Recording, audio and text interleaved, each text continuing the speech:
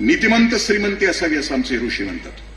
म्हणजे घरात येणारा पैसा कसा असावा? तृप्त असावा, कुणाच्या मुंड्या मुरगळून येणारा नसावा, कुणाच्या पापाचा नसावा, भ्रष्टाचाराचा नसावा, नीतिमंत श्रीमंती असावी. गंमत अशी आहे की पापाच्या पैशामध्ये लोक सुखाची अपेक्षा करतात आणि पापाच्या पैशामध्ये घर बांधतात आणि वास्तुशास्त्राच्या आधारे बांधतात. पैसा पापाचा आणि घर वास्तुशास्त्रानं बांधायचं, म्हणजे घर शांत असावं.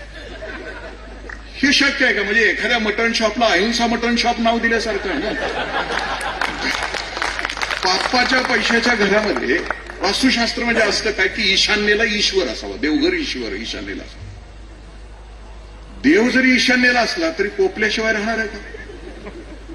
पापाच्या पैशाच्या घरामध्ये आग्नेयाला जर अग्नी असेल तर घरात आग लावल्याशिवाय राहणार आहे का? पापाच्या पैशाच्या घरामध्ये वास्तुशास्त्रानुसार वायव्याला वायू असेल तर तो घरातली वादळं थांबवणार आहे का? नाही ना. म्हणजे श्रीमंती माझ्या ऋषींनी कधीच नाकारलेली. घरात येणारा पैसा तृप्त असला पाहिजे. दुसरा तपश्चर्याचा असला पाहिजे, लॉटरीचा असता कामा नये. तृप्ताम तर्पयंतीम ज्वलंत असं म्हटलं. आणि ज्वलंत झरा असला पाहिजे, कष्टाचा असला पाहिजे. कारण लक्ष्मी